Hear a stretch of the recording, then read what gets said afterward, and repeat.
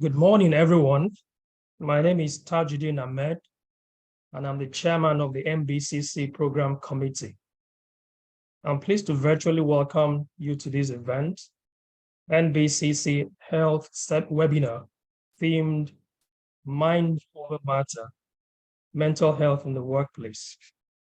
I'm particularly delighted to see our council and ESCO members, our distinguished speakers, Dr. Gonjubola Abiri, Dr. Timilehin Ogunkoya, and our moderator, Dr. Adeyinka Adeyemi. Please rise as you observe both the Nigerian and British national anthems.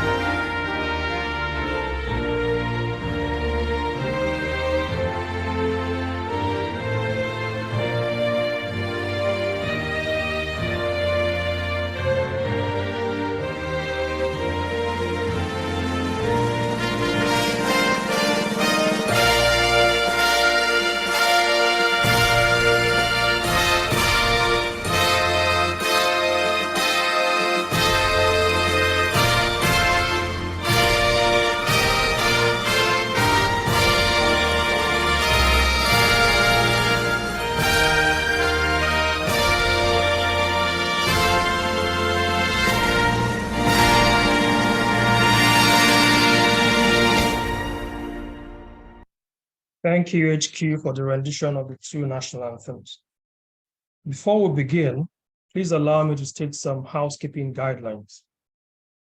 If the volume is too low, kindly check your system volume and adjust accordingly. This event is being recorded and will be available live on our YouTube channel, Nigerian-British Chamber of Commerce, NBCC. For comments and discussions, use the chat icon. Submit your questions via the Q&A icon, and only these will be answered during the question and answer session. For posts on social media, kindly use the hashtag NBCC mental, the capital M, health, the capital H, and web, the capital W. Thank you for listening. Without much ado, please join me as we welcome our president, Mrs. Bisi Adeyemi, to give our welcome address. Madam President, I yield the floor to you. Thank you very much, Mr. Ahmed. Good morning, distinguished participants. I recognize members of ESCO and Council on the call. Thank you very much for joining us this morning. It gives me great pleasure to welcome you to today's webinar themed Mind Over Matter, Mental Health in the Workplace. But first, let me quickly introduce the NBCC to participants who may not be familiar with the chamber, and I'm sure they're in the minority. The Nigerian-British Chamber of Commerce is the foremost bilateral chamber of commerce in Nigeria and was established in 1977 to promote trade and investment between Nigeria and Britain. The Chamber currently has over 400 members from the diverse sectors of the economy. We are an international affiliate of the British Chamber of Commerce, which gives us access to a network of 53 chambers of commerce across the UK and 71 other international affiliates around the world. In the first year of the COVID-19 pandemic, global prevalence of anxiety and depression increased by a significant 25%, according to a scientific brief released by the World Health Organization last year. In recent years, mental health has emerged as a critical concern in workplaces worldwide. As we navigate the demands and challenges of a rapidly evolving professional landscape, it is essential to prioritize the mental health well-being of our teams. Recognizing the significance of mental health in the workplace is not only morally imperative, but also contributes to increased productivity, reduce absenteeism, and improved overall organizational success. The World Health Organization estimates that depression and anxiety disorders cost the global economy $1 trillion in lost productivity every year. It is therefore clear that organizations cannot afford to ignore mental health concerns. I'm delighted this morning to welcome Dr. Bojubola Abiri, Dr. Simile Ogunkoya, and Dr. Adeyinka Adeyemi to share their perspectives on this all-important subject matter. I sincerely thank the programs committee led by its chairman, Mr. Tajuddin Ahmed, and the HQ team for putting this webinar together. Distinguished ladies and gentlemen, I thank you for your attention. And may I remind you, as Dr. Abiri always admonishes, that there is no health without mental health. Thank you and God bless. Thank you, Madam President and Chairman of Council, for an inspiring welcome address. Before I hand over to the moderator, Dr. Adeyemi, I'll read through the brief profiles of our two panelists and the moderator. Dr. Bojubola Abiri is a consultant psychiatrist and CEO at Ready-Made Consulting Services. She is a consultant psychiatrist, lecturer, managerial psychologist, EAPA professional speaker, and the CEO of Ready-Made Consulting Services. She is the co-author of two books, Mental Health in the Workplace and Handbook of Forensic Mental Health in Africa. She recently pioneered Nigeria's one-of-a-kind mental health advocacy digital network, Mental Health with Dr. G, on YouTube. She's a fellow of the West Africa College of Physicians, WACP, a member of Nigerian Medical Association, NMA, the Employee Assistance Professional Association, EAPA, and the American Psychiatric Association, APA. Dr. Abiri has received trainings from the King's College London, the University of Washington, and the prestigious Harvard University, Boston, United States of America. She also has trainings in psychological therapy interventions of cognitive behavioral therapy, CBT, dialectical behavioral therapy, DBT, and acceptance and commitment therapy, ACT.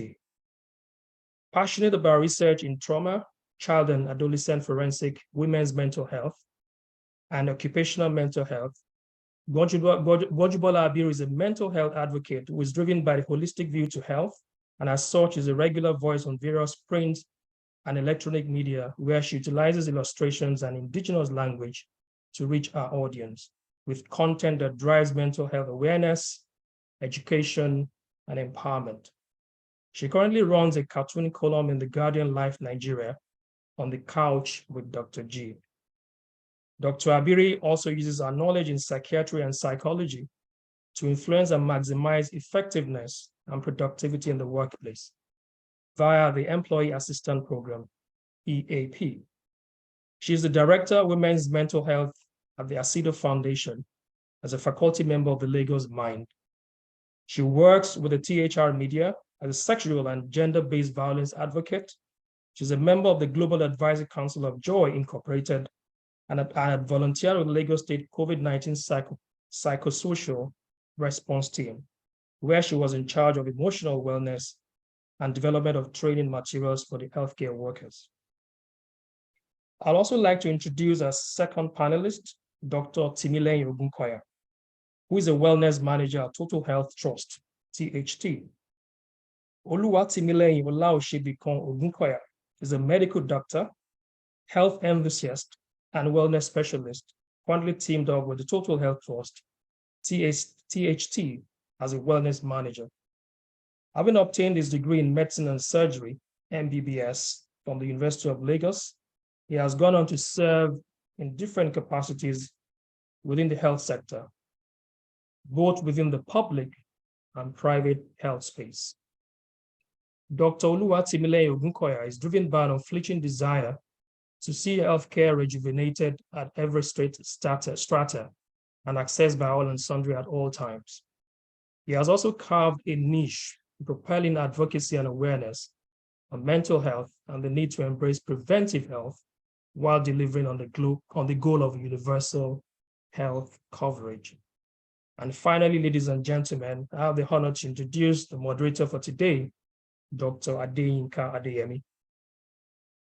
Dr. Adeyinka Adeyemi is the Group Head of Medical Services at Avon HMO. He's also an astute medical practitioner with expertise in emergency medicine and over 11 years of experience in multidisciplinary settings at home and abroad. Over the course of his career, he has distinguished himself in strengthening health systems and specializing in deployment of quality healthcare delivery. Ladies and gentlemen, I have the singular honor of introducing you to two very eloquent speakers and a very well-experienced moderator. I hereby hand over to Dr. Adeyinka Adeyemi to take us through both the presentations of the two speakers, the fireside chat, and the Q&A session. Thank you. Thank you very much, Mr. Ahmed. Thank you for the introduction.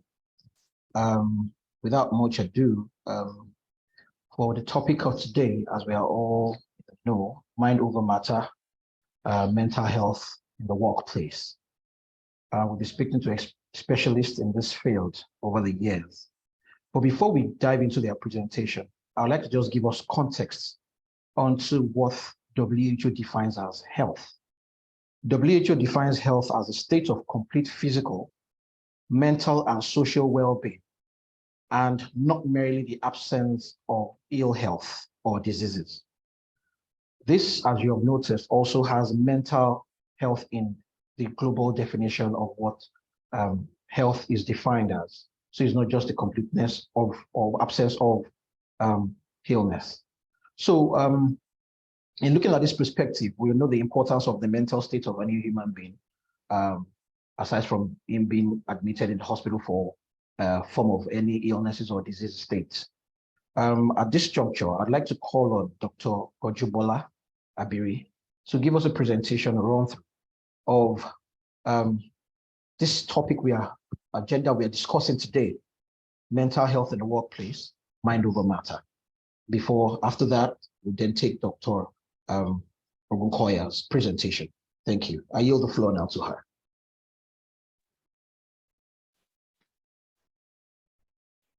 All right.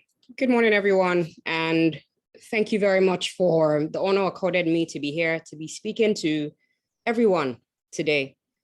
All protocols duly and accurately observed. I have my slides coming up in just a bit. And so today's conversation is one for the books, especially because the world of work has undergone quite a lot of significant changes. So much so that mental health issues are now being discussed, considered, and given the attention that it very much deserves. Of course, we have evolved from the previous culture of silence, where like ostrich with head in sand, we would not talk about issues that do not directly affect us. Speaking about mental health in the workplace. However, beyond the seeming attention, we must be sure that we are not just paying lip service, but actually walking the talk. Today, I want us to look at the curious case of OA. OA is a 26-year-old male IT professional who finished top of his class with honors. He was referred to me a few days ago on account of poor sleep, anxiety attacks, self-doubt, low self-esteem, and thoughts of self-harm. Further questioning revealed that OA's boss is negative in talk and attitude, overly critical, emotionally abusive, and unwilling to listen. Over the years, OA has indeed become a shadow of his former self and keeps asking me, Doc, did I make a mistake by taking this job? I feel like my life is stuck. Will I ever get myself back, my self-esteem? Let's move on to the next slide as we see what the relationship between health, mental health, and work is. And like Dr. Adeyemi very quickly described when he spoke, health is not just the absence of disease or infirmity, but a complete state of physical, mental, and social well-being. Work, on the other hand, describes any activity involving mental or physical efforts done in order to achieve a purpose or result. Mental health, at the end of the day, describes the successful performance of the functions of the mind in such a way that we are able to contribute our quota to the environment that we live in, cope with the normal stresses of life, cope with adversity, and of course, have thriving relationships with other people.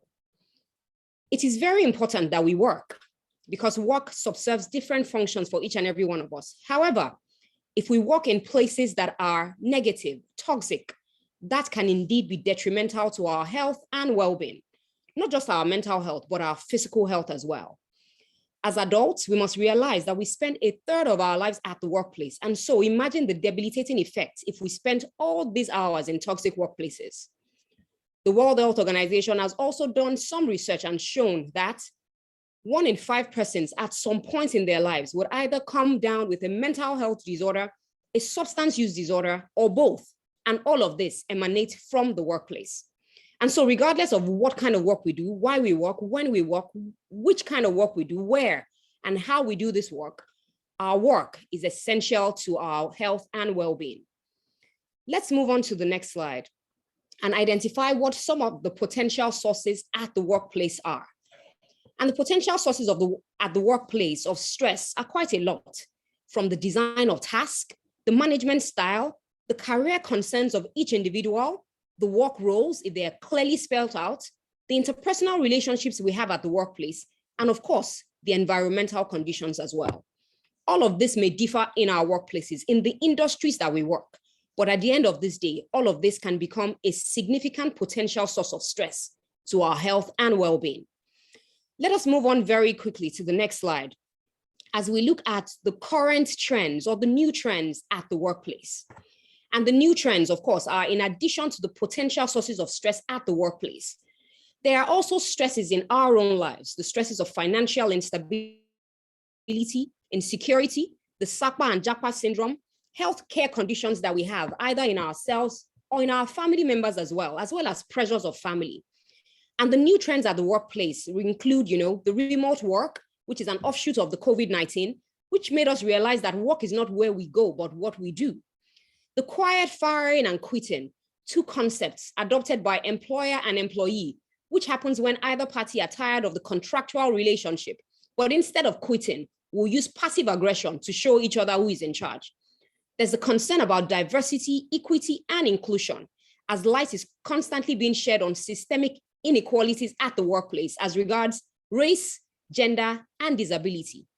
Of course, we mustn't forget to talk about the Gen Zs, the new kids on the block, who are giving HR a run for their money.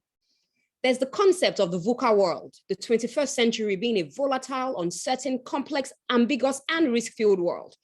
And of course, we must not fail to talk about the work-life balance, the very much desired, but often erroneous belief that work and life must be 50-50. And so we grapple and struggle with all of this as we still try to ensure that we are effective and efficient in the work that we do. Let us move on to the next slide as we look at some of the common mental health disorders that can happen at the workplace. And in no particular order, but of course, also echoing what Madam President had said earlier, anxiety disorders and depression are top on the list of mental health disorders that can happen to people at the workplace. Again, remember that I had spoken about sources of stress at the workplace as well. Sleep disorders are also a significant source of mental health disorders, especially if you live in a high-paced city like Lagos, which we call the city that never sleeps. Eating disorders are also a bit of a problem, especially because as very busy professionals, we don't even get enough time to eat the most important meals of the day or eat balanced diet as well. And so we're just grabbing fast foods, which of course put a toll on our physical and mental health. There's a concern about substance use disorders as people are trying to cope with the stress and pressure of work. And of course, as they try to deal with the stresses and trauma in their own life, they try to run away from pain and run towards pleasure. And so we'll experiment with anything from alcohol to marijuana, to mention but a few. There's the case of burnout, where people are very unmotivated to keep working and are not enthused by their work at all. Stress-related disorders are also a major mental health disorder at the workplace. And of course, last but not the least, is the fact that if our mental health suffers, our physical health conditions will not be given the attention that they very much deserve. And so how do we know that we have a mental health disorder at the workplace? Let's move on to the next slide. As we see some of the common symptoms that happen when we have mental health disorders. And the first thing I would say is that when you have a mental health disorder, the scary part is that you may never even know. Because like we used to say about HIV in those days, you know, they show for face. And so mental health disorders may actually not show up. However, when they do show up, they can show up as physical symptoms such as headaches, sleep disturbances, changes in appetite. They can be emotional disorders such as depression, anxiety, irritability, social isolation. They can be personal concerns such as lost time with friends, job burnout, relationship difficulties. Of course, we must also talk about the fact that at the workplace, being mentally unhealthy can show up as absenteeism, where you don't show up at work, or presenteeism, where you show up at work, but you're doing your barest minimum. Increased errors, mistakes, accidents, reduced productivity, increased coworker conflict, forgetfulness, poor concentration, and the list goes on. Let us then move on to talk about the next item on the agenda, which is the fact that even though we see people show up at work every day, wearing their best suits, their finest colors, their finest hairs, putting up the most beautiful makeup, the honest truth is that you may never know what your colleagues battle with when they are alone. Either because they don't talk about it, maybe because they're not comfortable to speak about it, or they just feel like, what would you do even if you know? And so there is the issue of depression and mental health issues in other colleagues, workplace stress, work-life conflicts as people struggle to balance what is going on in their lives. Sometimes there's the issue of employee bereavement, which affects each and every one of us. There are managerial issues. And of course, like I mentioned earlier, there's also the use of substance in the workplace, which will affect overall productivity, effectiveness, and efficiency as well. And so now that we know what is it that we can do about these situations, let's move on to the next slide. As we talk about the fact that there is help, and that help comes in form of what is known as the Employee Assistance Program. The Employee Assistance Program may be seen as new in Nigeria. However, in developed countries all over the world, it is a form of support, a confidential workplace productivity and wellness management program that relies on the basis of guidance, help, assistance, support, tips, and advice. What does the Employee Assistance Program seek to do? It assists employees in resolving workplace and personal problems that adversely affect the employee's performance. We must remember that beyond the individual who comes to work, this individual also comes with a lot of baggage. And over the years, what people had always said is, well, when you get to work, drop your baggage at the gate. How realistic is that? Will this individual actually be able to separate their baggage from the work that they do? And so the EAP is extremely important and must be mentioned whenever we talk about the support that people must receive to ensure that they remain in optimal mental health. As I round up, next slide, please. I would also like to talk about one of the major things that I believe is a cornerstone of our collective well-being. As Chadwick Boseman spent his last few days, the world mocked, people laughed, people asked questions. Some even suggested that perhaps he was on some form of substance to, get a role, and so he was losing weight. What we did not realize was that this young man was giving his best even while he was dying. Bill Clinton says that beyond the work that people do for us, we must see the individual, see the person, see the entire person. And so as I close today, I want to charge you all to be kind, for everyone you meet is fighting a battle that you know nothing about. You must also always remember, like I like to say, that you must remember that there is indeed no health without mental health. Thank you very much for your time. Thank you very much, Dr. Bojubola, for that insightful presentation. In fact, I'm sure our audience and attendees have gained a lot from your presentation.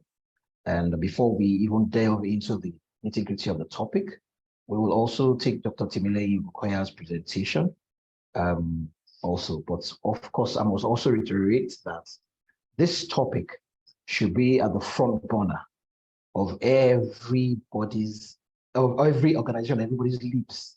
Because like you said in your the last part of your slide, when you mentioned about the actor who had passed on, and he was, he had a lot of things he was going through, and people just kept on talking about his weight loss and all that on set, he's not appearing on set, his absence on set, and all that. But he had a lot of things he was going through, but he bottled it all up.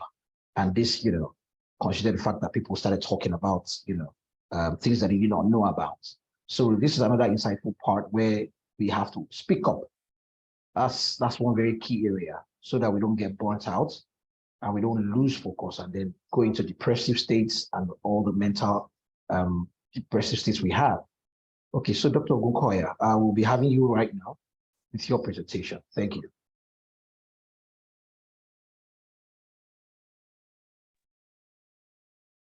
All right. Thank you so much once again, Dr. Adeyemi, for the introduction.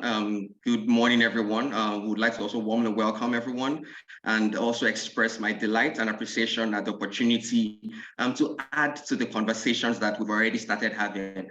It's my absolute pleasure to build on the brilliant foundation that Dr. Gonjubola Abiri has laid, and I'm quite certain that we can continue the conversation from that particular standpoint. At this critical point, I would like to take our attention in the direction of us being able to create a culture of resilience and flourishing within the work environment. Because whilst we're considering the entirety of today's discourse about mind over matter, it's important that we understand that a lot of this also rests on the culture that we're able to consciously, deliberately create within the work environment. And in introducing the conversation this morning, I would like to introduce us to Sarah. And I'd just like to quickly tell us a story that I'm quite sure would help to paint a vivid picture of the practicalities of some of the struggles that we have, particularly within the environment and the realities that we're faced with on a daily basis. So let's just quickly meet with Sarah. She's a dedicated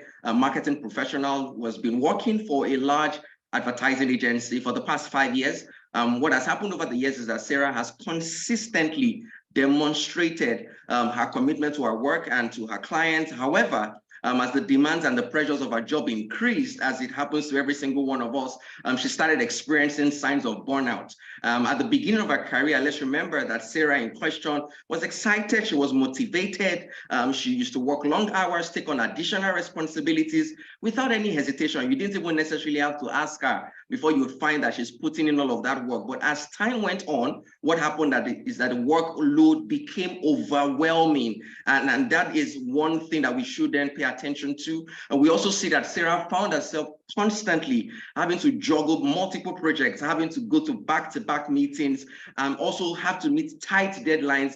And she found it increasingly difficult to disconnect from work. Constantly, she's checking her emails, and sometimes it's almost as though when the emails are not dropping, she's wondering what exactly is happening. And you have her working late into the night. The weekends that she used to reserve for relaxation previously had now become extensions of her work week, and her sleep pattern started getting disrupted. She struggled with getting recharged, and ultimately, despite her very best efforts, Sarah felt a growing sense of emotional exhaustion. She became irritable. She lacked enthusiasm for her job. She started feeling detached from her colleagues and her clients. And then the signs of this burnout started affecting even her overall well-being. And that just goes to show some of the things that we have said earlier, that it can actually take its toll on the entirety of an individual's health and well-being. She experienced physical symptoms, headaches, backaches, fatigue, decreased immunity. And that can actually happen in such cases. Her motivation and productivity dwindled, and she began to actually doubt her abilities and question the value of her work. Whilst I understand that there might be Sarahs in the room right now, I also want to quickly point to us that it's possible that there's a Sarah in every single one of us. And we can relate to tangents of our story. And we obviously can see that this is an illustration of what our realities are currently as individuals. But that being said, a thread that carefully ties all of this up is the fact that as individuals, whether we're in our own personal businesses or even in the workplace environment wherein we're employees, the actual truth is that at the end of the day, if we do not manage adequately going through stressful situations, the inevitable consequence is that we can come down with burnout. And I just want to quickly take a leaf, from what Dr. Adeyemi started off by saying in defining what health is, going by the World Health Organization. If you take that a step further and look at exactly how the World Health Organization defines mental health, it's that it's a complete state of well-being in which an individual realizes his or her potential. That individual is also able to cope with stress and also work productively. So invariably, it means that what we do when it comes to stress and what we do when it comes to our productivity are intricately linked to the state of our mental health. Because if we're not doing anything decisive about managing stress effectively, what would happen is that we would come down with a state of emotional, physical, and mental exhaustion that is as a result of excessive and prolonged stress. The real thing to consider at this point, because sometimes we often commonize or demonize stress as an entity. But let me just quickly say this and establish it as a foundation, that stress in itself is not entirely bad. What really matters is whether we're exposed to an excessive and prolonged stressful situation and not doing anything decisive about it. Because if we're going to transit from this burnout that we experience that is affecting our mental health possibly to getting to breakthrough points where we're able to deal decisively, we must understand the rudiments and how to deal when it comes to what we're doing when stress management in such situations. Now, let me also just quickly bring to the table both the employee and the employer by having us see that when it comes to the impact that stress can have on an individual, it's not just the individual in question, it's also the organization, because this can present with reduced productivity. There could be increased absenteeism, there is decrease in job satisfaction. And like we said earlier, it can actually affect the individual's health in its totality, leading to a decreased immunity like we saw in Sarah's case. And this also ultimately takes its toll on the organization, wherein there's lower employee engagement, decreased overall performance, and you also have high attrition rates and quiet quitting. So you ever have people within organizations that have not yet turned in their letters of resignation, but deep down, they've already given up on actually being a part of that organization. Now, let's just quickly examine some factors that can be responsible for this predicament. And there are quite a number of them, but very quickly, the connecting dot here is that in some cases, you have individuals that have very limited self-care, meaning that as individuals were consumed, subsumed in every other thing that we're doing, that we're not paying close attention to our own health and well-being as individuals. In some cases, it's blood boundaries, it's excessive workload, is that some of us are in high-pressured environments, and some of us even put it on our CVs that, I can function in such environments, but the reality then dawns on us when we find ourselves in such predicaments. And in some cases, it's unrealistic expectations, unclear reporting lines, and we're dealing with all of that as individuals, particularly within the work environment. But we should also quickly come to that conclusion as well, that this is not entirely all doom and gloom. There are practical steps that we can take that would help us to mitigate against experiencing these burnouts that ultimately take its toll on our mental health as individuals, particularly within the work environment. And I'd like to quickly speak to that in the next couple of minutes, and ensuring that as much as possible, we are able to delve into that both individually and collectively as an organization. So as an individual, what should I bear in mind? Number one, it's important to recognize exactly what a burnout looks like. It's not enough to just say that we're stressed and we're going through tremendous stressful situations, but we should have what is called a sense of self-awareness, knowing what our limits are, what our triggers are, and regularly check that. Secondly, we should pay close attention to ensuring that we're able to take very good care of ourselves, prioritizing our sleep, our healthy nutrition, exercising, and also engaging in activities that reduce stress, such as mindfulness, that helps to build resilience. And then lastly, we should also be very clear about setting boundaries and ensuring that as much as possible, those boundaries are communicated. Now, we should as well bear in mind, sorry, one second. Okay.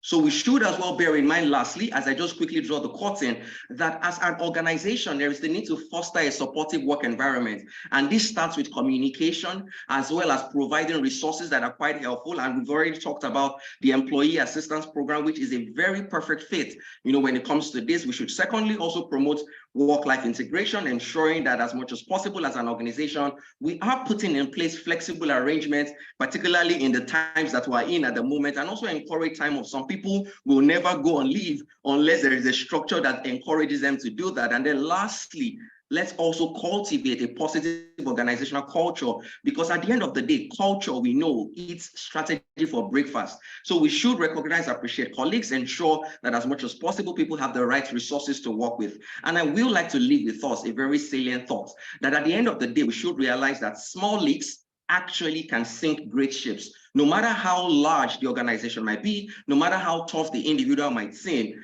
if that individual begins to experience what we would call a leak in this instance, it will ultimately affect them. So let's remember and bear in mind that at the end of the day, that indeed small leaks can actually sink great ships. Thank you so much, everyone. I'll pause at that particular point.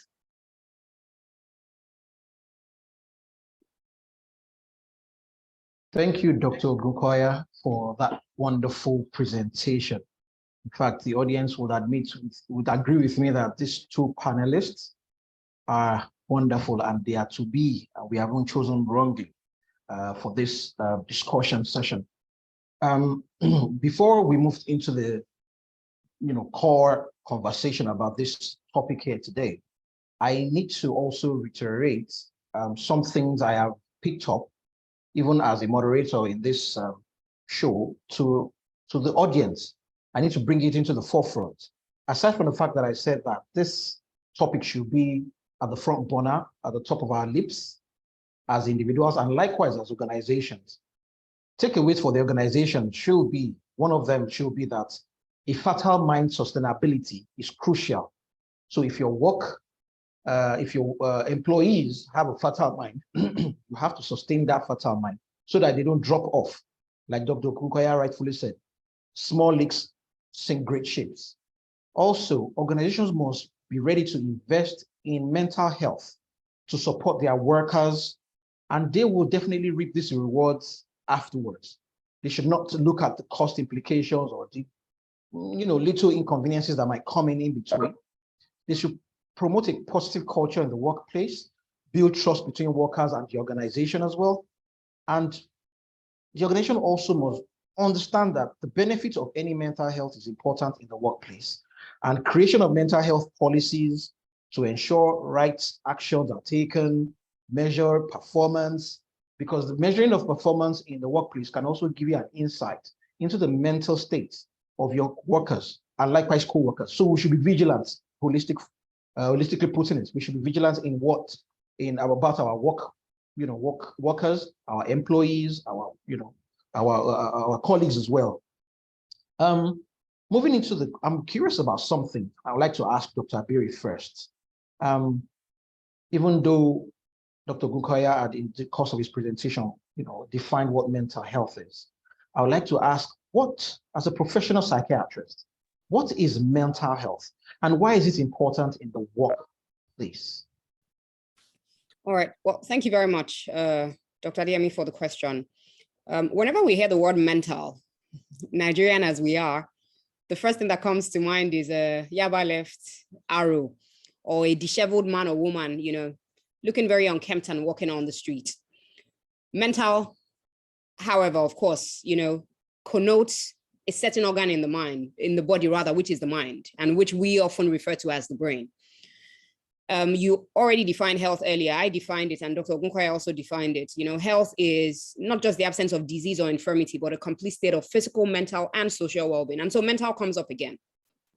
And so for us to say that an individual is mentally healthy, it just means that this individual is successfully able to perform the functions of that organ, which is referred to when we talk about mental.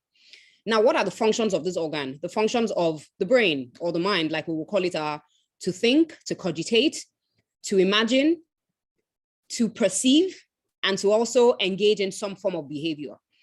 And so if an individual is successfully able to perform the functions of the mind in such a way that all of these functions, the functions of thought, of imagination, of perception, of feelings, of emotions, and behavior are successfully done, we say that that individual is mentally healthy. However, this individual must also be able to perform 4 major functions. And those 4 major functions, after being, mentally well, include that this individual must be able to cope with the normal stresses of life.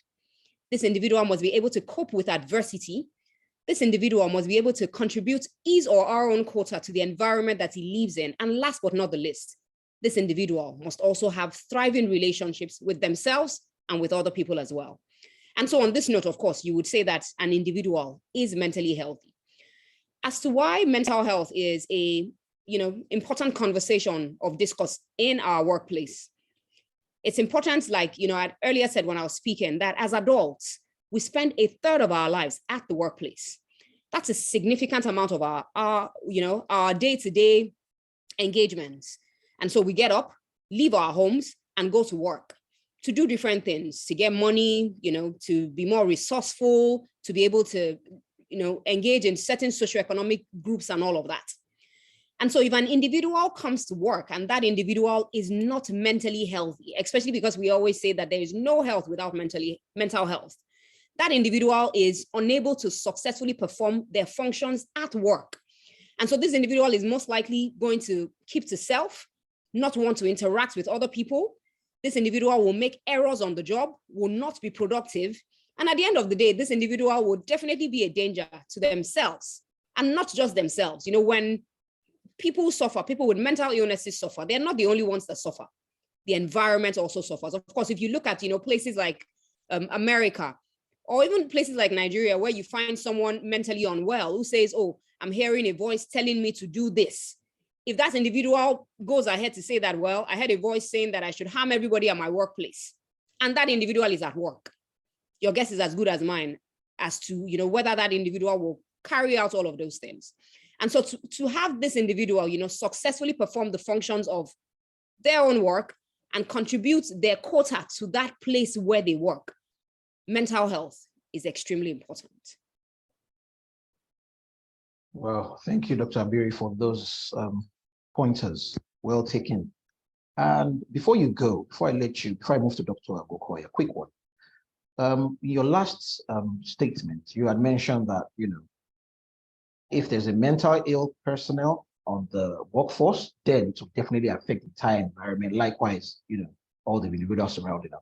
So I'm led to ask at this juncture that what are the signs of mental health we should be looking out for, especially in the workplace, since we are on the workplace topic now? All right. Well, thank you again for that question. And during the course of my presentation, and I would further reiterate now, is the fact that sometimes we may never know, which is the often scary part of mental health conditions. This person may look, well dressed, well packaged, engage in all activities that everyone else is engaging in. And so we miss the signs. But how then can we know? We can know if we have a high index of suspicion. And so we must look out for the signs, even when we feel like there are no signs. And so the initial things would encourage people to look out for are, who was this person previously? How does this person react when they're under stress? How does this person react to criticism or correction at the workplace? And so you want to look at behavior. Is this individual's behavior consistent across board, or does it change when, put under certain pressure? What is their appearance like? Do you have a coworker who used to look so nice and dapper to the workplace, and then all of a sudden they show up, rumpled clothes, looking like they're not taking care of themselves or their hygiene? Then of course you go to the speech. Is this individual able to have intelligent conversations, logical conversations that we can all follow through? Or is this individual saying one thing at this moment, and after a while they're drifting off to another thing? Are they able to sustain a conversation? Sometimes it is in the content of what this individual is saying. And so some of us may have had colleagues who say to us, oh, I am tired of life. I want it all to end. What exactly is this life? Why am I even here? The content of thought may also be very, very important. Sometimes it's that we may be able to pick these individuals who say, things like, I'm having unusual experiences. Sometimes I hear people that I cannot see talking to me. I'm seeing things that others cannot see, or I believe beyond a reasonable doubt that somebody somewhere is after my life and they want to kill me. I mean, this is Africa. We all believe that we're paranoid. A dose of paranoia is a bit healthy. But when it becomes so overwhelming and it defies logic and reason, you're worried. Sometimes it is that these individuals are not well oriented in time, place, or person. They can't remember their own names. They can't remember why they're at work. Their memory is poor. Some of these are the signs. And of course, by the time you now look at work-specific concerns, you look at the fact that this individual is absent from work more than, half of the time. This individual can actually also be present at work, presenteeism, but they're not doing anything. They tell you, well, they asked us to come, I will come, but I will not go and come and kill myself. That kind of, giving the list to their work. Sometimes it's increased errors on the jobs. Sometimes it's, mistakes. Sometimes it's accidents. It can also be, reduced productivity, reduced effectiveness, and poor relationships, even with others at the workplace.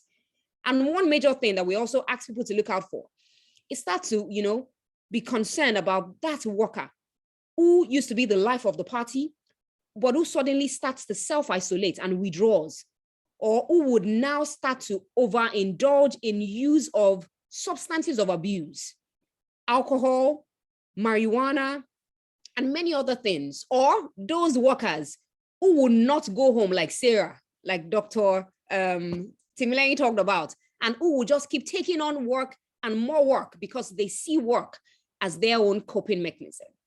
And so these are some of the signs and symptoms we can look out for. Thank you. Thank you, Doc. That was quite, now I guess a lot of us have learned what to look out for.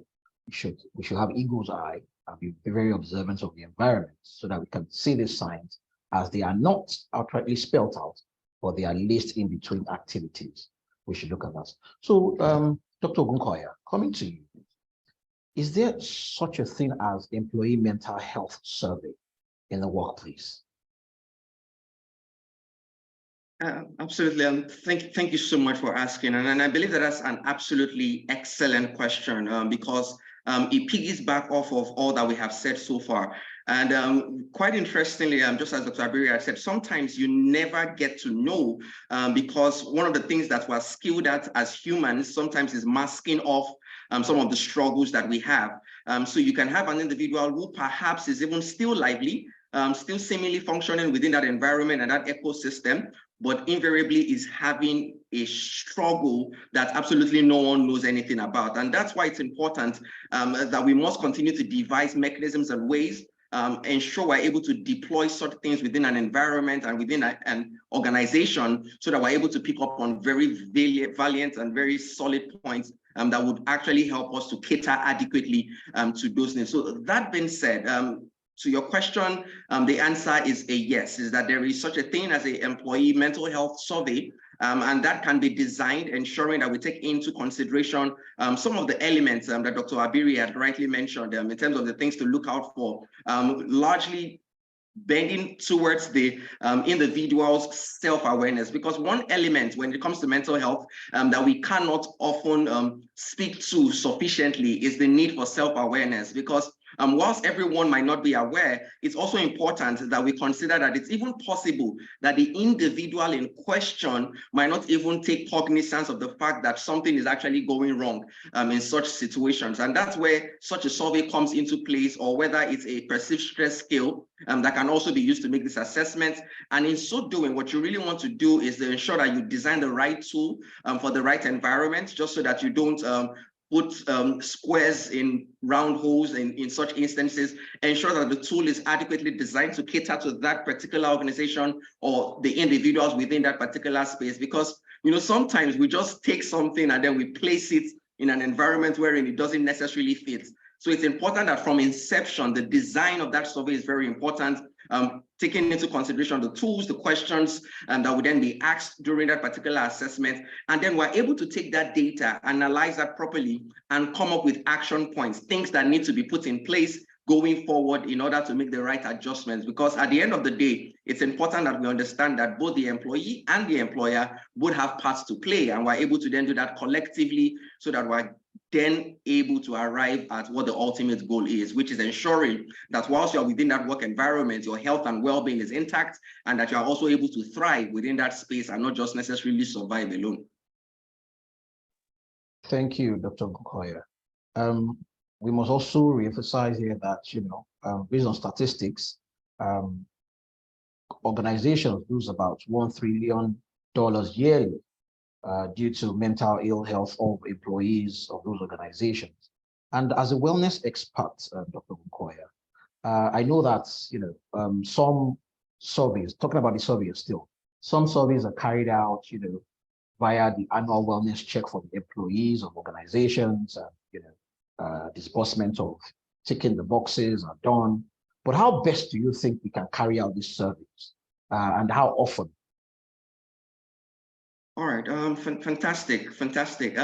And thank you so much for asking, because it's also important that we're able to clarify as much as possible is that when it comes to our physical health, there are very clearly spelled out parameters. So if you want to check the individual's cardiac health, there are things to do. If you want to check their endocrine health, their metabolic health, there are things that you can clearly do. And some of those assessments can be once in a year, it can be twice in a year, and things along that particular line. But it's also important that we understand that when we dovetail into the mental health of the individual, a lot can change at the flick of the finger. Things can really evolve. For example, if you had done an employee health survey in January, for example, or even in March or April within an organization, with all that has happened in the last couple of weeks, a lot would have changed in that instance, with the difficulties that people have to face, whether it's financially, whether it's within the needs that they have to live up to, and all of that, would have then changed in that instance. And so whilst we are emphasizing the role that surveys play, it's also important to have in place a mechanism that it's an easy plug and play. And I was quite delighted when Dr. Abiri mentioned the EAP earlier, because it's important that along that line, and this is also very key, that individuals are able to leverage on these resources made available to them, because every organization at this moment is thinking that, oh, what can I do to make sure that my employees are healthier? Because the reality of the times that we're in is that organizations realize that the healthier the workforce, the more productive they are. So everyone is thinking along that line, or let me be very safe to say most organizations, all right, let me not just quickly conclude unassumingly, but a lot of organizations are thinking along that line. And it's important that whilst we have the annual health checks, for example, in place that actually help to carry out some of these things in terms of the physical assessment, it's important that we understand that when it comes to the mental health, it's creating the right culture within that environment, understanding that people must have clearly spelled out actions that they can take, that should you need to talk to someone, this is exactly what you need to do. And it must be clearly spelled out, no ambiguity, very clear instructions and communication channels that are easily accessible and that are readily available. Thank you, Dr. Nkoya. Thank you. So essentially what I've taken away from you is the surveys should be tallying with what the organization is offering. So that will also give us an insight to how often and how to deploy such surveys. Okay, before you go, what are the work-related risk factors that can harm employees' mental health, and how do these issues affect the work, essentially?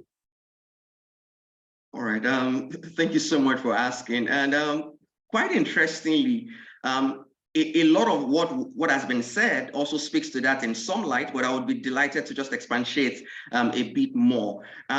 I believe very firmly that it really starts with the culture within the environment. It's that within that organization, once there is some level of toxicity in that environment, within that work environment, it already creates a recipe for some issues when it comes to the mental health of the individuals within that environment. So first and foremost is a toxic culture. Number two, like we had also mentioned earlier, particularly when I was also spelling out and walking through the presentation, is that within that environment, if the lines of reporting, for example, are unclear, wherein the expectations within that organization for that role or for that individual are not clearly spelled out. And in some cases, they might even be clearly spelled out and things begin to change. And, people often say things like, this was not in the letter that I got when I engaged within this organization. I was told that I'd have to close work by 4, but you have me working till 8 or 9 p.m. in such instances. So it's also important that the demands of the job or on the job are clearly spelled out without any ambiguity. It's also important that the expectations are also realistic. So one of the things that can also increase the pressure within that environment that can ultimately get the individual burnt out and affect their mental health is when you have unrealistic expectations. So you have instances wherein an individual has to live up to a certain standard or a certain height that we all know. You know it, the employer knows it, the employee knows it, that I can't get to this particular point, but for whatever reason, people often set these very high, targets and things that you have to live up to, and ultimately it then begins to create a sense of self-doubt, wherein the individual then begins to doubt the value of work that they are able to put in because they just never seem to measure up to what exactly it is that has been said. So these are some of the things that I believe that within the workplace sometimes predispose individuals to having struggles when it comes to their mental health, amongst other things, because once we're navigating through all of these experiences, it's also important to bear in mind that we're all learning as well as we're evolving through all of these spaces. And like I said earlier, in looking at what mental health is, from the World Health Organization, and in that definition, you would find that it's a complete state of well-being in which that individual, is able to realize his or her own potential. So it means that there must be self-awareness. And then secondly and thirdly, which is that individual's ability to cope with stress and work productively. Once those two things are affected, invariably, that individual's mental health is in jeopardy. Thank you very much, Dr. Nkoya. Quick one, Dr. Abiri. What are the global factors that are threatening mental health as of today?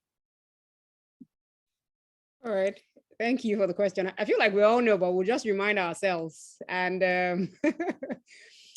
when we look at global factors, of course, we can't look at them in isolation, especially because eventually they would affect us as individuals and affect the work that we do at the workplace.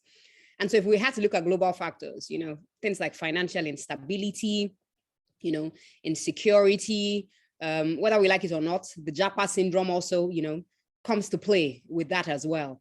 If we also looked at things like, the war in a place like Russia and Ukraine, we may not feel that, it's impacting us, but it definitely is impacting us as well. When we look at, the movement from oil as a major contributor to our economy as well in a place like Nigeria, that's also a major factor, because that also affects, how it is that we are economically, financially, and how things trickle to us and how we survive and thrive in this environment. And so if we had to look at, global factors or global trends, it would be around finances, economy, security issues, wars, alternative sources of power and energy, power tussles, to mention but a few. Of course, that list will not be complete if we didn't talk about the COVID-19 pandemic. A few days ago, I was talking to someone and complaining about something, a physical complaint, and she said, oh, maybe it's a COVID wave. And I'm like, COVID again? And so we must remember that COVID definitely revolutionized the way that we looked at the world. And it changed definitely how things were done, how we worked, how we worshiped, how we went on holidays. And whether we like it or not, a lot of that is still being seen in how we do our work, where we do our work, and the work that we actually get done. A lot of organizations and economies are still struggling to get away from the negative impacts of COVID. So whenever, there are pandemics, whenever there's financial difficulties world over, whenever there's insecurity world over, it would eventually trickle to us and affect all of our health and well-being. Of course, the presence of mental health, conditions as well, the attention, the abysmal attention that mental health conditions also get world over is also a significant factor on a global scale. Very often we look at places like America and the UK and we say that, oh, because they are, developed countries, people must be getting the best care. But sometimes it's not necessarily so, because people of color suffer. People, who have mental health conditions also suffer. And that trend, again, is replicated even in a developing country like Nigeria. Thank you, Doc. Before I move now, bringing it back home, since we're talking about, mental health in the workplace, how do employees, from your advice perspective, how do employees handle hostility in the workplace?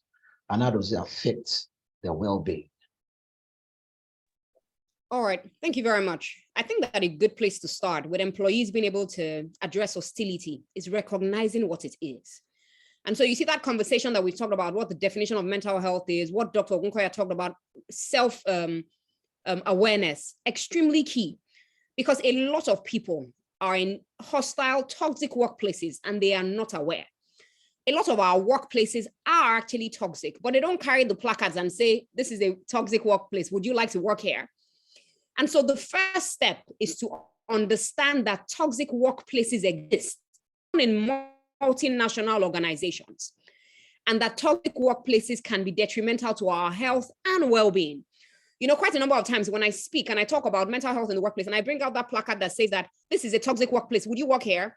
I hear people say things like, well, it depends on how much they pay. Well, it depends on, and so people they're willing to take that plunge, even when they know that there's danger ahead and that danger can be detrimental to their health and well-being. A few weeks ago, I sat with a lady in a consultation session and she said to me that one day a boss said to her, one day when you are tired of this workplace, you will find a rope and you will hang yourself. A multinational. Same organization, she told me that the same boss said to her one day when she called in and said, my child is sick and has been diagnosed with a life-threatening illness. And she said, you know, the boss replied and said, all of us have problems, sort yourself out. I mean, it's so hard when you look at things from a place of empathy. And so how can an employer cope when the environment is hostile? Because hostile workplaces exist. It's the fact that you must first of all understand what a hostile working environment is. Is it in the things that people say, how they treat you, how they relate to you? You must understand what a hostile environment is. If you can speak with the perpetrator, the individual who is making the environment hostile for you, which is where, of course, the clear reporting lines that Dr. Ogunkoya also spoke about are very, very important. What we find is that a lot of these organizations have a culture that enables toxicity. And so they're not going to talk about it. And so they make that individual who is toxic to everyone else like a sacred god. And so nobody can really see anything. Of course, if speaking to the perpetrator doesn't help, you would want to speak to a supervisor. Hopefully, again, the supervisor will listen to you. You must be persistent. You must look around for a support system because you cannot fight a broken system by yourself. And so you must, speak to people, hoping that, support systems such as the Employee Assistance Program also exist. Of course, you must also respond professionally. And in very, very, extreme cases, you may want to speak with a lawyer to explain what it is that you're going through. At the end of the day, I'll be honest with you, some toxic environments cannot be, done away with or dealt with, regardless of how much you try. At the end of the day, you would probably just realize that you are just one person in that big organization. And so when the chips are down, if you've tried moving from one department to another, you may find that at the end of the day, you may eventually have to leave that job, to quit the position, to ensure that your mental health remains intact. It looks like the last resort, but it's one resort that we must also put on the table. Thank you. Thank you, ma'am, for that description of what hostility can be in the work environment. But before I let you go, so how do we then recognize when our colleagues are going into a depressive state in the workplace? That is something that's very key, and I'm sure our audience would like to know. This is a sign of depression in this person. This person is obviously getting through a lot of stuff during work hours or even post-work hours or within the organization as a whole. All right. Sometimes I like to describe depression as the hypertension of physical health. It's silent, and sometimes you may never know. And so when I said earlier on that, they show for face, you may never really see it on the individual's demeanor. They may look all right, especially in this day and age where, we even have all types of depression. You have functional depression, you have smiling depression, you have max depression, in addition to the clinical barrage of other types of depression that we know. However, having a high index of suspicion is extremely important. And so usually depression happens in response to a loss. And so if an individual has lost something, either a loved one, a loved position, a promotion that they were hoping for, they lost a spouse, a child, a loved item, we should be on edge to understand that this individual is most likely going to come down with depression. They may not at the end of the day, but how do we know? And so depression is a mood disorder that, occurs with persistent low mood for longer than a 2-week period, lack of drive, lack of motivation, lack of interest in things that would normally excite the individual. And so if we see someone at the workplace who comes in looking persistently gloomy every day, lost interest, lost motivation, lost a drive to leave. Sometimes, you're engaging with these people in conversation and they're saying things like, oh, well, I'm tired of life. There's really nothing for me to be doing here. Why on earth am I here? Sometimes it's poor appetite, poor sleep, and low libido. But on the converse, you may also find that people who are depressed can actually be eating excessively and sleeping excessively. Again, another type of depression, atypical depression. The individual may also express feelings of hopelessness, worthlessness, and helplessness. There's nothing to live for. Why am I here? Shouldn't I just end my life? Sometimes the conversations go towards them feeling guilty about things that otherwise they shouldn't feel guilty about. And then, of course, we find that they may have problems concentrating or paying attention at the workplace. At the end of the day, with most mental health conditions, what we find is that as long as these symptoms start to increase in intensity, frequency, and cause distress to the individual, then it has become a disorder. And so if, we see some responses in response to a loss. And so, for instance, if someone at the workplace loses a spouse or loses a family member, encourage that they reach out for grief counseling and grief therapy as well. When an individual loses a promotion that he had looked forward to all of these years, don't say, well, it's not the first person that it will happen to. Let us give support. Let us create a supportive and enabling environment for that individual to be able to go through the motions and bounce back from the difficulty that they're currently going through. Thank you. Thank you very much, Dr. Abiri. For the audience who have just joined in, this is the mental health in the workplace discussion going on, and we're halfway through. But I will also be moving to Dr. Ogunkoya real quickly. Because on this, the attendees list, I'm sure we have executives, top officials in the organizations, also in attendance. Now, the question I'm going to be asking Dr. Ogunkoya now is, the issue of mental health is often associated with employees in the workplace.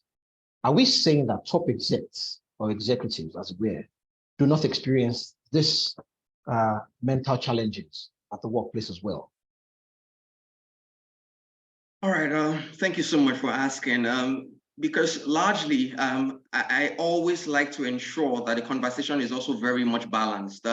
We have spoken extensively about people on the lower rung of the ladder and people that perhaps might be going through such struggles within the organization.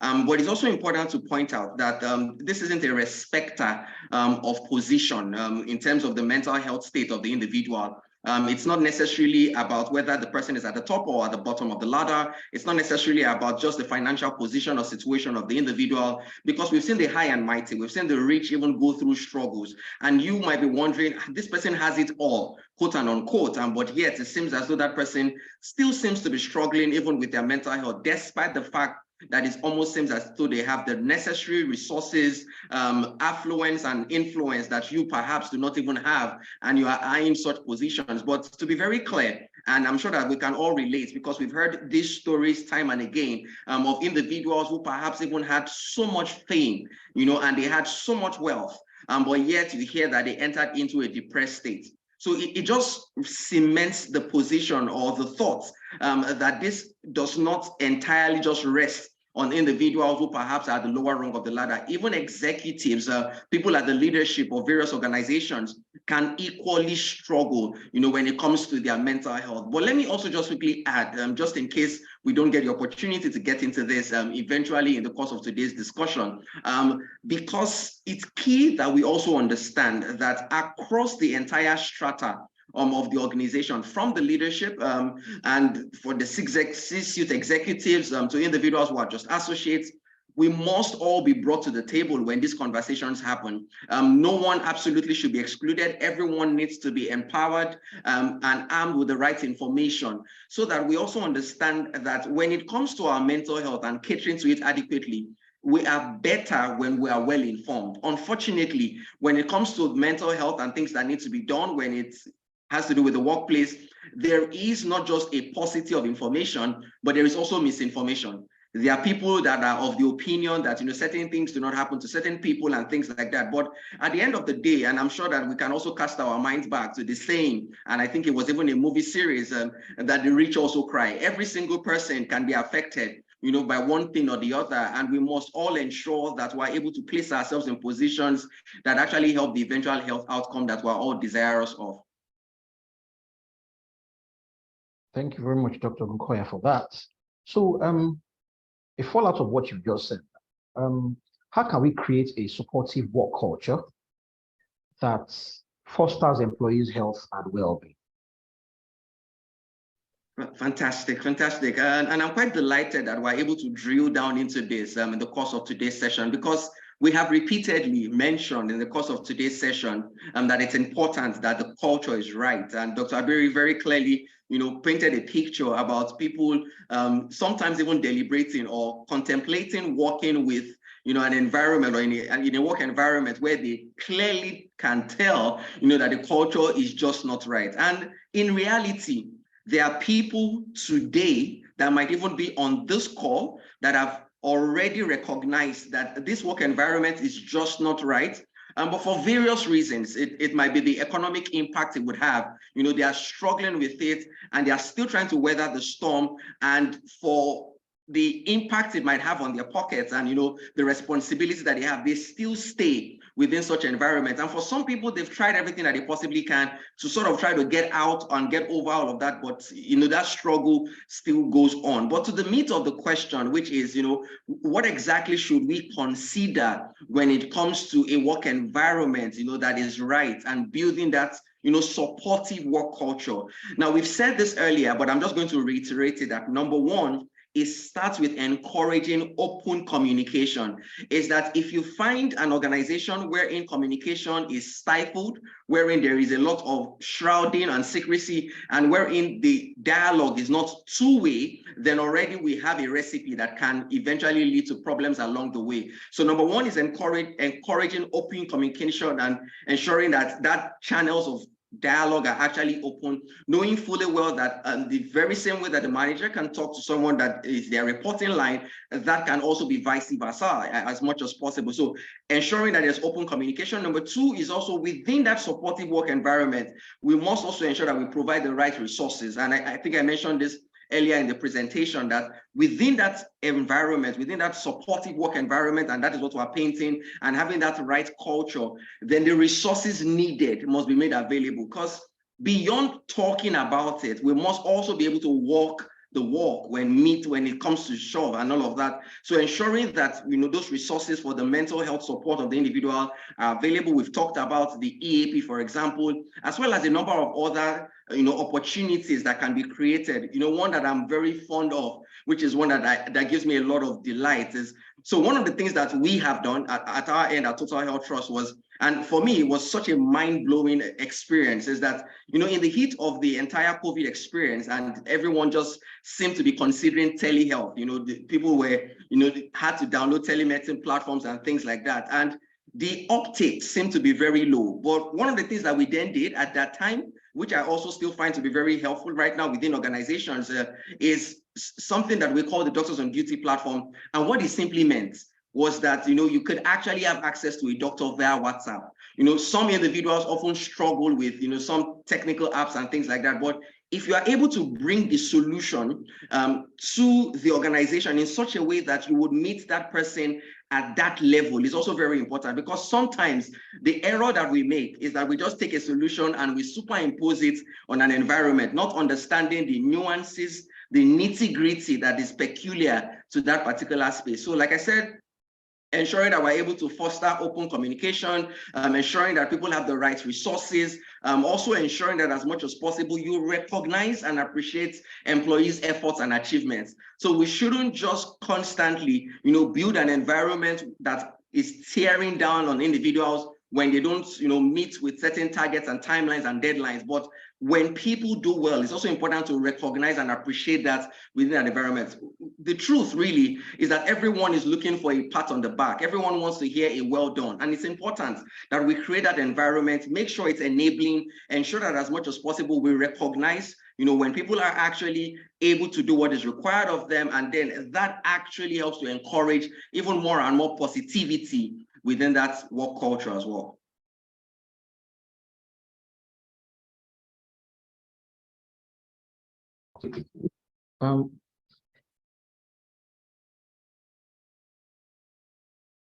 Okay. Dr. Nkoya, back. Welcome back. Okay. All right. Yeah. I thought we lost you for a bit. Yes. So, Dr. Abiri, quickly, I would like to just ask you just 2 questions before we round up the session, and then we can take the Q&As, because I have a lot of barrage of questions from our audience already for our panelists to answer. So, causes of burnout at work. We keep using that phrase, oh, I'm burnt out, I'm burnt out. In fact, I think there's a misuse of that phrase in the workplace now. But just enlighten us on the causes of burnout at the office space. All right. Well, thank you very much. I know that Dr. Nkoya had done a great job trying to speak about, burnout earlier on.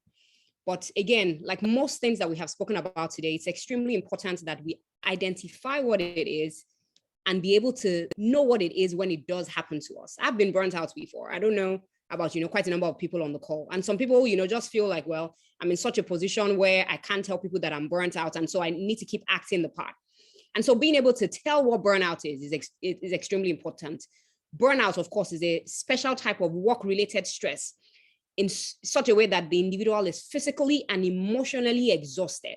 And so when you're thinking about whether or not you're burnt out, there's certain questions that you must ask yourself. For instance, do you find that you have, unexplained headaches, stomach ache, bowel problems, or physical problems? Have you found that your sleep habits have changed? Are you using food, drugs, or alcohol to simply feel better or simply not feel? Do you feel disillusioned about your job? Do you lack satisfaction from your achievements? I mean, you're doing so well, but you don't see it. And immediately you achieve one thing, the next thing is that, what is the next big thing that we're trying to do? Do you find it hard to concentrate at the workplace? Do you lack the energy to be consistently productive? Do you notice that you've become irritable with coworkers or even family members or even clients as well? Do you find that every morning when you wake up, you feel very unmotivated to get to work and you find that you are dragging yourself at work? Have you found that you have also become cynical or critical at the workplace? If you answer yes to at least one of these questions, it's likely that burnout is knocking on the door. And so what are some of the causes of burnout at the workplace? It's important that burnout can occur from a number of factors. And those factors are not just personal factors as well. They can be factors in your family life, they can be factors with you, and they can be factors on the job as well. However, individuals who feel burnt out have, one, a lack of control. And so after a while, you feel an inability to influence decisions that affect your job. You don't have a say. You don't feel like a part of that organization. And so you feel like you're struggling and you're probably not even needed. Sometimes it's unclear job expectations. You are employed for this, but at the end of the day, you're finding out that you're doing 4 or more people's roles. And of course, you're getting the salary of how many? 1 at the end of the day. That can also, lead or tilt towards burnout. Then of course, if there's dysfunctional dynamics in the workplace, where you work with an office bully or someone who is toxic in your environment, or you feel undermined, even as a supervisor or your manager, it can contribute to stress and also lead to burnout. Extremes of activity, when your job is either too monotonous and such that there's no fluidity, it's the same thing every day, or if your job is too chaotic, that also can drain your energy or make you feel like you're not using your energy for anything. A lack of social support can also lead to burnout, where you feel like you're isolated at work or in your personal life. This, of course, will lead to more stress as well. Work-life imbalance, especially because, I'd mentioned when I was speaking that there's this erroneous belief that work-life balance is, oh, I give work 50 and I give my life 50. Whenever you find that that balance that you've created in your mind is tilting too much to one side, and you feel like your time and effort are utilized too fast, or you don't have the energy to spend time with your family and friends, you may start to have guilt, feel critical, blame yourself, and also this leads to burnout. Of course, not everyone who works in tough environments may become burnout, but if you work in an environment like the healthcare industry, you're likely to burn out. In Nigeria, the financial industry is also a top industry where people are also likely to burn out.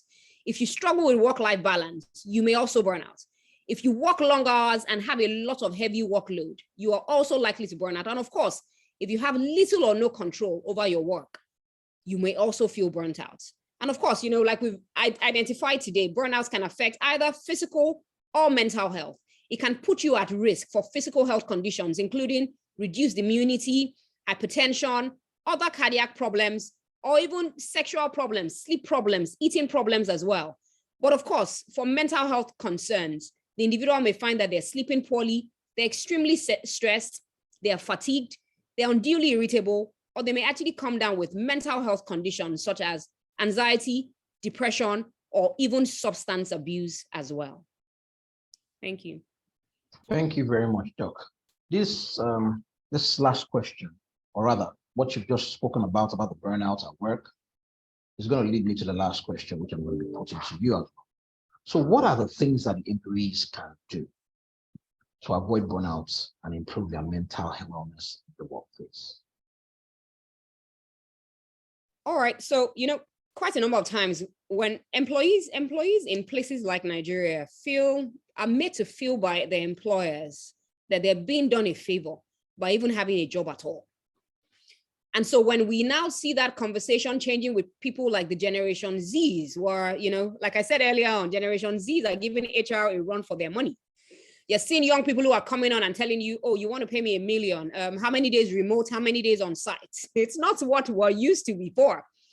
And so most employees who are, within the cadre or within our own generation have been made to feel over time that you're lucky that you have a job. And so do your job and go home. No extra perks. Like Dr. Okoya said, everyone likes to be seen. We like to be heard. And we like to be told that we're doing a good job. Don't criticize me only when I'm doing something wrong. What happens when I do it right all the time? And so if you feel that you are at risk for burnout or that you are burnt out, the first thing, again, like we've said, is understand what it is to be able to see it when it arises. I'll use myself as an example.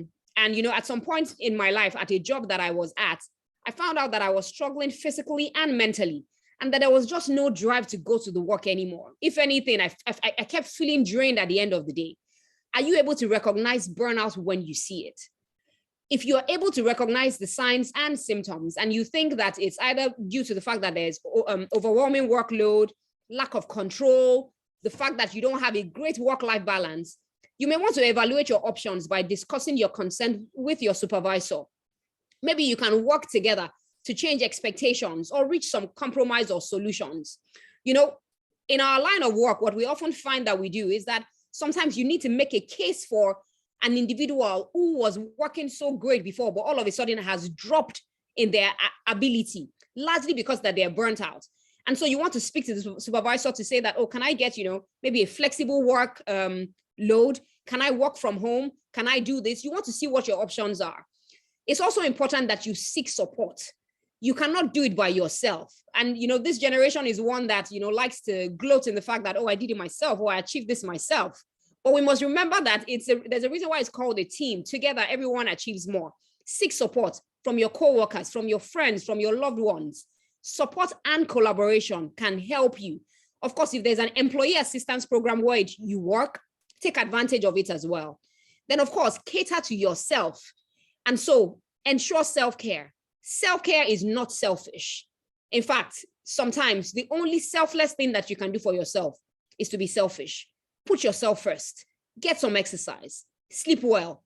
Take your break. Stop saying, oh, I want to monetize my leave, which is something, again, because of the financial terrain that we do quite a lot. Go on leave. Take a break. get exercise, try a relaxing activity. I always encourage that you play with your children, play with your friends, celebrate your successes, celebrate your wins, regardless of how seemingly little they are. Tell yourself you have done well. Sometimes a huge problem with burnout, or a huge risk factor for burnout around here, is the perfectionistic syndrome that a lot of people have. If it's not perfect, then I haven't done anything. No, sometimes you don't get it right. Sometimes you get it right. And on the days that you even as much as try, please give yourself a pat on the back. So at the end of the day, I honestly think that if people can put themselves first, speak to authority figures in the organization, which we are hopeful are clear and consistent and will not punish people for voicing, their opinions about how it is that they feel out. And of course, utilize support in form of the employee assistance program. I believe that, if the individual looks at personal factors, environmental factors, and organizational factors, people are more likely to be able to make a success of the jobs that they do at the end of the day. Thank you. Thank you, Dr. Berry. Ladies and gentlemen, we have come to the end of presentation and conversation around mental health in the workplace. We'll move now quickly to the Q&A session. Interestingly, okay, before I even go to the question, I need to pat myself on the back. I just remember that part. Dr. Guka, I think you should evaluate us. We just patted ourselves on the back. For a job well done. Okay, interestingly, moving to the first question I have from the attendees. I just spoke to you. I just asked you a question about, what employees, what things employees can do to avoid burnout. And interestingly, in the question section, somebody just asked, how do we manage this from the point of the employer? So I'm directing this also to you, Dr. Berry, before I then move to Dr. Gukoya for the next question. So I know that we've said a lot about this, earlier on, but would again reiterate what it is that, we've said. Dr. Gukoya said it, but I would also say it, further, and I would say we need to change the conversation to change the culture. We need to understand that mental health is a big deal. Most of our organizations are reactive when it comes to mental health. Oh, this happened to this person. Oh, let's quickly do this. He should not come to the office. Let's let him go. However, if we looked at the reality, all of us are just one step away from, having a mental health condition. When you asked about the question about top executives earlier on, I always like to say that no one is immune from a mental health challenge. And so a mental health, condition can happen to anyone, regardless of age, gender, socioeconomic status, religion, race, whatever. And so encouraging that the environment, the work environment at this point in time, changes the conversation. What do we say about mental health issues when we hear that people have mental health issues? Are we kind to them? Or do we define them with, the labels that people have said about them? And so we need to start seeing the whole person. And so for employers and top execs who are on the call today, we need to see the whole person. A person's mental health condition does not define who they are. We need to try to challenge misconceptions. If you hear a coworker spread stereotypes and myths about mental illnesses, of course, if you are informed, which is where, training, advocacy, and awareness also comes in. We need to offer support. If you think that someone is struggling, reach out to them. What can I do for you? How can I help you? And of course, we must be mindful of the words that we use to describe people. Don't say crazy, don't say loco, don't say, oh, there's something going on with this individual. That individual is just someone like you as well. And so when we're able to do these seemingly simple things, it's important that we also create a culture of kindness and compassion, a culture where people feel easy to come and talk to us whenever they're going through challenges, and not that they would say, you know what, I'd rather take my problems home because the people at the office are going to compound my problem as well. In addition to that is that, of course, we also need to start advocating for mental health policies into the HSE as well. We must also train line managers. Managers must be trained on how it is that they can identify common signs of mental health disorders amongst employees. And they must also support and assist managers to recognize factors which may lead to stress. Again, we know that, the work terrain is very tough. Things are not that easy. However, I always feel like, some people actually come to work to make life much more unbearable for others. But if we decide to see the whole person, to treat other people with empathy, to realize that everyone is going through something that we may never know anything about, and that we may be that one person who creates that change in that individual so that they get the help that they need, it will be very important. Lastly, I think that what's also important that we must add is that when we're going to employ people, we must also do pre-employment assessments beyond the physical tests to check for, oh, are they hypertensive? Are they diabetic? Do they have HIV? We must also do psychological assessments prior to them coming in. What roles can they fit into? Can this person work under pressure? Will this person be likely, again, like Dr. Ogunkoya had said earlier on, you don't want to find yourself putting round, holes in square pegs. You want the right fit for the job at the end of the day. And of course, while people are on the job, we must provide them with the support that they need to work at the roles that we've given to them. Not just, expect that, oh, this person had a first class, let him figure it out somehow. No, we must continually create support for the people who need help. And we all need help at some point or another. Thank you. Thank you very much, Dr. Abiri. So, Dr. Bukoya, to your question, and quickly, please. This attendee states there that presently I am being stressed at work due to doing a lot of things at the same time. And time seems to be insufficient to tidy up on this outstanding work. What can I do? All right, thank you so much for asking. And I believe it's a very, very spot on question, is that it paints a picture of what our reality is today, is that you find that a resource such as time, which can be limited in that instance, and there is so much that needs to be done and cramped into all that you need to do as a person. So what I often advise is this, and we have said this previously, but I will just set that again as a foundation, that it actually starts with an awareness, a sense of self-awareness that, oh, this is exactly what I have to deal, and this is how much time that I have to do all of this. And I know that there is so much, if we look at it practically, a lot of us, our plates are almost too full. We're juggling through so many things. If you remember the Sarah story that we started with earlier in today's presentation. So what I would often say is this, is that number one, is that as much as possible, you want to clearly be able to look at what your priorities are. And that is very, very important. We shouldn't by any means assume that everyone has it all arranged in that particular order. Is that a lot of people, usually we just pick it up from where we left off the previous day, but it's important to assess and reassess what your priorities are. All of those tasks and responsibilities, they don't all weigh the same. They all weigh differently, because when push comes to shove, if you are unable to finish everything, you should be able to say that I've actually done the more important things first, and then I've left the other things to actually deal with much later. So it's number one, to be able to assess and reassess what the priorities are. You have 10 things to do. You want to actually be able to put that on a cadre, knowing what you want to hit at first, and then what you want to come to much later on. Number two is that it's also advisable to be more deliberate with how the day pans out. Do not just come into the day, hitting it off from where you left off the previous day, because some individuals, you just leave the laptop and, by the time you resume the next day, you just start off from that other point that you have left off the previous day. But it's advisable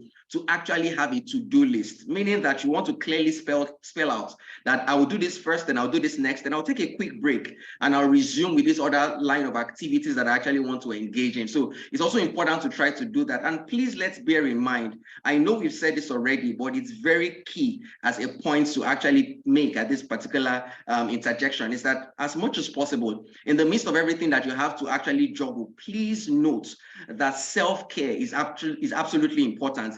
You must make sure that you don't relegate your own care to the backside of everything that you have to do. Ensure that in the midst of all, you are eating well, you are exercising regularly, and you are getting adequate rest as well. Because when you look at it clearly, whilst you're trying to manage your time, it's also good to also manage your energy. So it means that in the course of the day, you want to be mindful of some of the things that feed your energy and some of the things that actually zap your energy as well. Being able to do that also ultimately is very helpful. And then the last thing I'm just going to say to this is that whilst we're all building a work ethic that we want to be proud of, because every single person wants to be able to churn out work that everyone is marveling at, and then everyone is saying thumbs up, kudos, and things like that. whilst you are building that work ethic, I want to plead with us to also build a rest ethic. Unfortunately, we are in cultures and environments wherein people often think that sleep is for the lazy, and we often think that sleep is a luxury, but it's important that as you are building that work ethic, please also build a rest ethic. It's important that we bear in our minds that taking a break is absolutely important to even improve your productivity. Thank you, Dr. Ogunkoya, for that question, for answering that question. Because of the time constraints, I will not be able to take everyone's question. I will just pick the salient ones, because some of the questions that are dropping in this chat box are being dealt with in the course of the presentation and the discussion session. So we will kindly refer you to that as well. So I'm going to take this next one, and I'm going to be directing it to Dr. Abiri. Now, this person says, how do we separate mental health from someone who is seeking mere self-pity or attention because he has mismanaged himself, because someone could be performing poorly, and in the middle of the constructive corrections, you hear, oh, my mental health. All right, thank you very much, Dr. Adeyemi, for that question. You know, when I saw that question pop up, I smiled. And so it's actually no error that when I was talking about the new trends in the place of work, that I spoke about the Gen Zs. And so if there's any, group of people that people, like to say that, oh, they're playing the mental health card at every time, it's often the Gen Zs. You'd hear quite a lot of music these days. And before 2 or 3 lines of lyrics, you're hearing, oh, my mental health, oh, my mental health. However, what we would say is that just because some people are playing a mental health card does not mean that we're giving less attention to the ones that actually do need the care. Of course, clearly, when people start playing the mental health card, you may get so overwhelmed. I mean, we're already overwhelmed. We already have, very few professionals to take care of the teeming need of, people who actually do need help. However, it takes a professional to then be able to tell, to see the wheat from the chaff. And so if you have an individual who constantly says that, oh, my mental health is, being worried or being trampled upon, what you may want to do for them is encourage them to see a professional. Again, in places where, support systems like the Employee Assistance Program exist, a supervisor can actually encourage a staff to say, you know what, you've been saying that this has been going on with you for a while. Do you perhaps want to go and speak to a professional to see what it is that they will do about it? Especially because nothing must be taken lightly. Quite a number of times we hear people say that, oh, every time you keep saying you're going to take your own life, when exactly are you going to take your own life? And conversations like that have actually led people to take their own lives, because, there were people who were on the verge, and that all that they needed was someone who would say a kind word. And so, yes, we will get people who may want to misuse that mental health card and say, oh, everything, oh, it's my mental health, oh, my mental health, my mental health. Again, the best way that we can tell who is telling the truth or from who is, just using it as a mere excuse is send them to a professional. To be honest, many times, a lot of people don't want to see me. A lot of people think that, by the time they say go and see a psychiatrist, then that's a problem. So that may even be your first litmus test, that the individual will say, no, I don't think that, this thing is serious enough for me to see a psychiatrist. On the other hand, you may also want to send them to a psychologist. But whatever it is, you can rest assured that when you do send your clients or your employees to the professionals, they'll be able to tell what the difference is. But to be honest, we always say it's not a joke, it's the reality. Because of the kind of environment that we live in. It's such a traumatic environment, minus all the traumas that we've, had in our own personal lives. At some point or another, all of us, including myself, including yourself, Dr. Adeyemi, including Dr. Ogunkoya, and almost everyone on this call will, at some point in their lives, need to speak to a professional about their mental health, either to get clarity or to get all the help and support that you will need to deal with day-to-day issues in your own life as well. Thank you. Thank you, Dr. Abiri, for that. So in light of the time factor, I will take just 2 more questions and then we'll wrap it up from there. This next question is going to Dr. Ogunkoya. Can human resource professionals and managers work together to ensure employees have mental health support programs to aid productivity in the workplace? Just quickly, please. Absolutely. Thank you, Doc, for asking. And the answer is a categorical yes. As a matter of fact, to get this to work, you will need both parties. You would need the human resource team, you will need the line managers. And I believe Dr. Abiri also has spoken to this earlier, that it's also important that even the managers within various spaces are adequately trained to be able to identify and be able to deal decisively when they begin to notice certain things within their teams and their reporting lines and things along that particular space. So the very clear answer is yes, that the human resource team will have to work, with the managers within that organization, and that is whether it's top tier management or mid-level management, ensuring that at the end of the day, both the gatekeepers and even the stakeholders within that organization are adequately integrated into what the goal is, what needs to be achieved, and what we must pay attention to. So the very clear-cut answer is yes, is that as much as possible, you want to have the human resource team constantly communicating, not just with the managers in this case, but even with every single person within the organization. But in respect of the question that has been asked, is that must be in place, is that your human resource team must be working very closely with every manager, ensuring that there are trainings and retrainings, and absolutely establishing those channels of communication that we had mentioned earlier, so that everyone knows what to do, particularly when the need arises. Thank you very much, Dr. Nkoya. The last question, because I will be fair if I don't talk about this question, because now this is my field as well. This person says, I suffer from adenomyosis, and most times I find myself coming down with anxiety, snapping at little or nothing, especially during the middle to the end of my cycle. How do I control myself so I don't cause upset to those around me? Most times I'm actually burnt out and frustrated over my workload. Dr. Abiri, please go ahead. Well, so I'm happy that this question is coming to a woman. And, usually I always think about it that perhaps one day I became the president of Nigeria, when women were on their periods or on, difficult times of their lives, we'll give them some sort of leave. Adenomyosis, of course, the gynecological condition can cause, an intense amount of pain. And that pain is often shows up as, irritability, the woman, starts to feel like everyone is, at fault. In adenomyosis, of course, what happens is that the endometrial tissue in the lining of the uterus grows into the muscular wall of the uterus. It does cause a lot of pain. It does cause a lot of discomfort.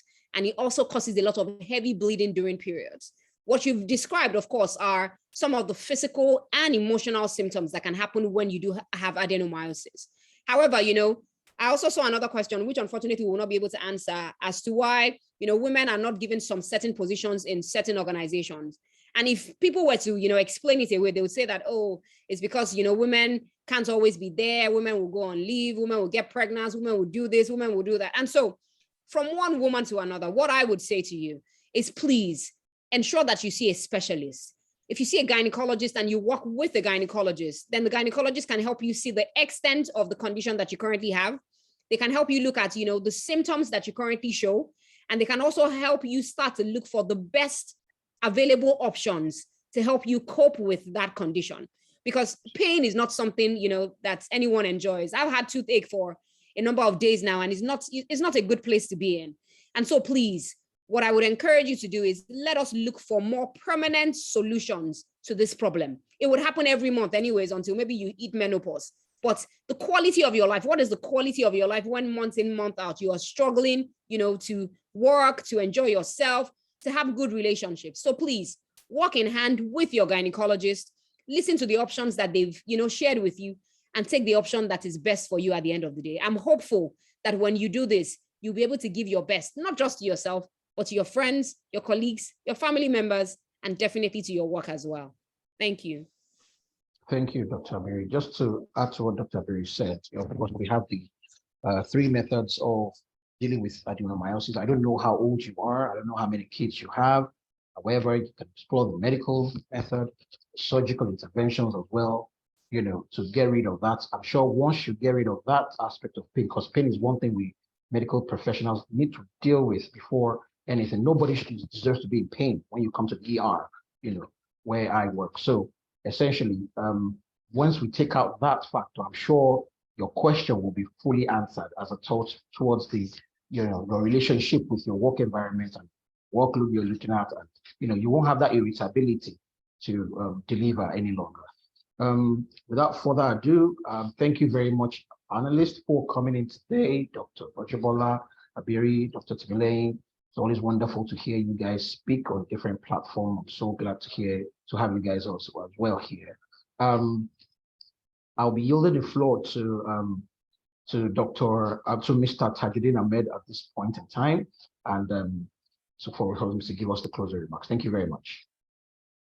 Thank you, Dr. Adeyemi, the moderator, and our very excellent two-man panel. Sorry, I had to use the word man, for obvious reasons, even if Dr. Abiri is a very, very passionate lady.